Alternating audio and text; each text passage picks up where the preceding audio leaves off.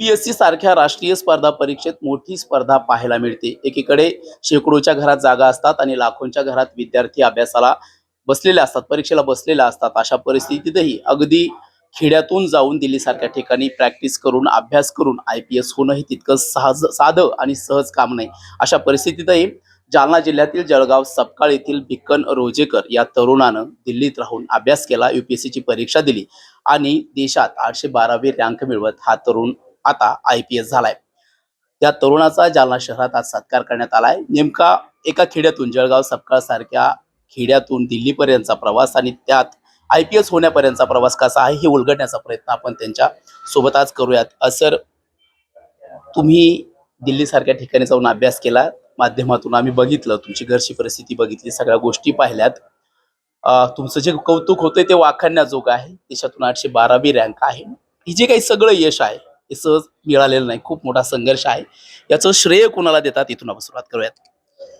याचं श्रेय कोणाला एकाला देऊन चालणार नाही सर. कारण की मी सुरुवातीपासून बघतोय शिक्षक, आई वडील, माझे भाऊ, आपले महाराष्ट्र शासनाची बार्टीची स्कॉलरशिप आणि दिल्लीला असताना NGO ती हमदर्द स्टडी सर्कल, या सगळ्यांचा खूप मोठा रोल होता माझ्या सक्सेसमध्ये. आणि याचा सक्सेस म्हणजे सगळ्यांचं ॲक्युमुलेटिव्ह सगळ्यांनाच जातं आणि त्याबद्दल मी सगळ्यांचेही आभार मानतो.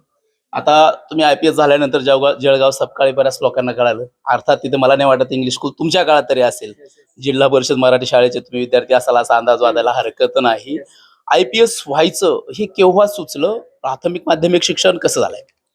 मी माझं प्राथमिक शिक्षण जिल्हा परिषदलाच झालंय. ते चाळीसगाव तालुक्यातील वाडे एक टेकवाडे एक गाव आहे. त्याच्यानंतर 5वी ते 8वी तिथेच वाडेमध्ये भडगाव तालुक्यात गाव आहे. हं. त्यानंतर मी 9वी-10वी जालना जिल्ह्यातील आपले भोकरदन तालुक्यामध्ये जळगाव हं. सपकाळ आपल्या गावा हं. मूळ गाव झालं. 11वी-12वी माझी CSM विवेकानंद कॉलेजला झाली संभाजीनगरला. त्यानंतर ग्रॅज्युएशन ॲग्रिकल्चर केलं मी संभाजीनगरलाच. 2016ला मी CET दिली MBBSसाठी 12वी होऊन.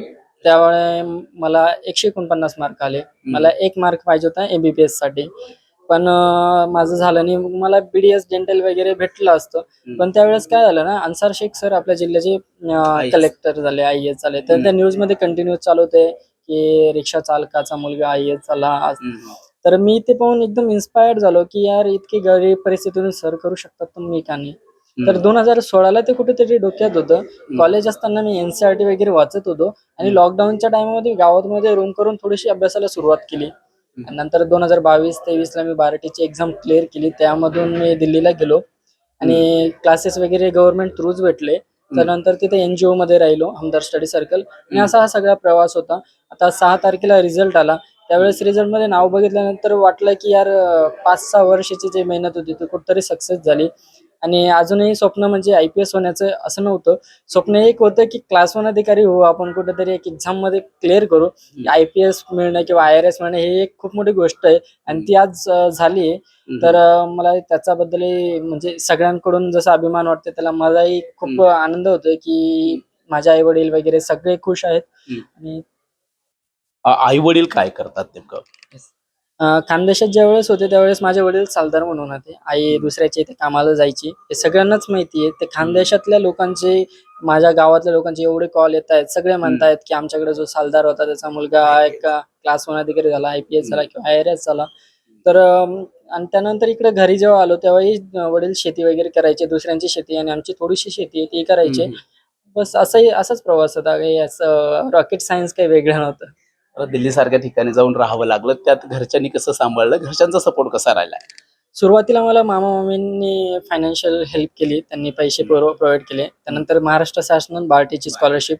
त्यानंतर माझे भाऊ आहे, चुलत भाऊ वगैरे त्यांनी मला पैसे प्रोव्हाईड केले. ते एवढंच म्हणायचे, "तू कर, तू करू शकतो. तू जेव्हा करशील तेव्हा रोजेकर नावाचं एक ब्रँड तयार होईल. रोजेकर जेव्हा Googleवर टाकू आपण तर पूर्ण हिस्ट्री येईल, आपल्या गावाचं नाव येईल."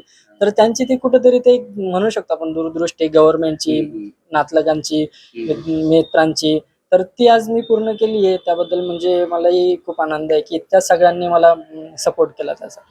2016 मध्ये CETला 1 मार्क कमी पडला होता आणि MBBS हुकलं होतं. येस. एक मोठी खंत असेल. येस. आज काय वाटतंय?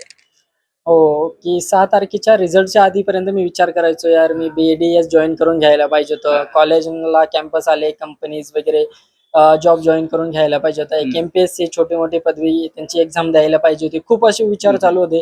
पण ज्यावेळेस लिस्टमध्ये नाव आलं तर असं वाटलं की कुठंतरी झालंय आणि ते जे सॅक्रिफाईस मी केलंय त्याबद्दलच मला असं वाटतंय की कोणाला तरी देवाला म्हणा किंवा माझ्या कर्माचं फळ किंवा आईवडिलांच्या मेहनतीचे फळ किंवा ज्या लोकांनी मला बघितलं होतं त्यांची ती विजन असेल, दूरदृष्टी असेल की याला तिथंच जायचंय आणि मला शेवटी तिथंच पोहोचवलं.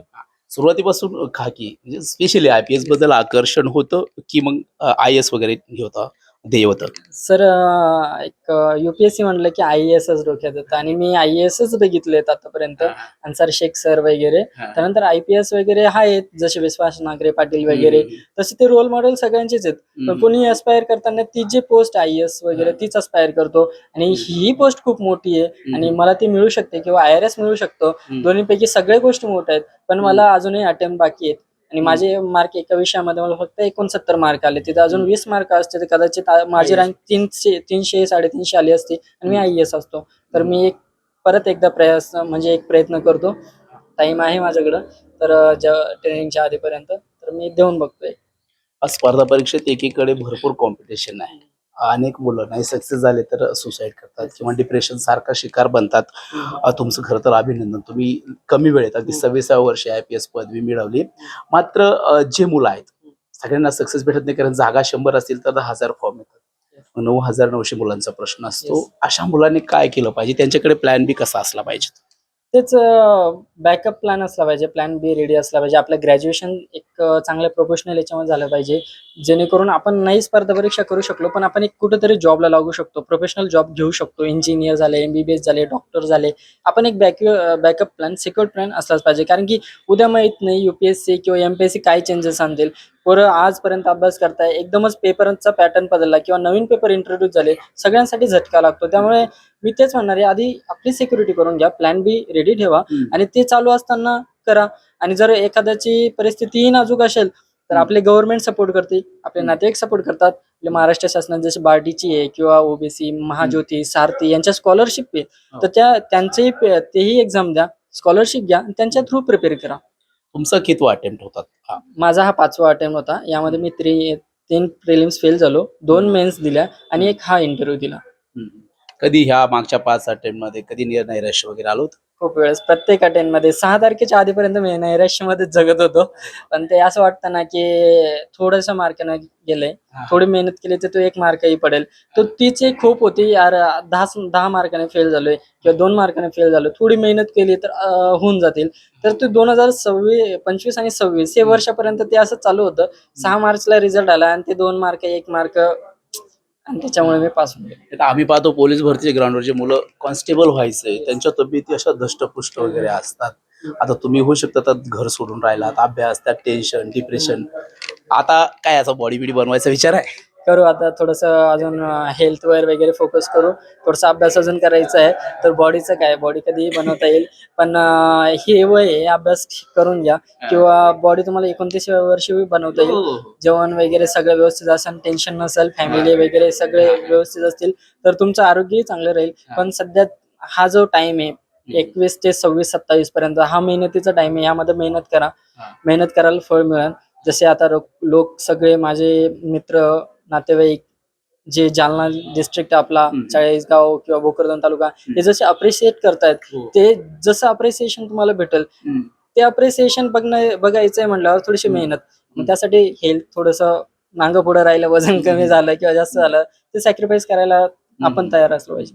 मुळात जालना जिल्ह्यासारख्या शेलगावमध्ये एक रिक्षावाल्याचा मुलगा IAS होतो, त्याच्यापासून इन्स्पायर होऊन तुम्ही एका म्हणजे शेतमजुराचा, शेतकऱ्याचा मुलगा होता.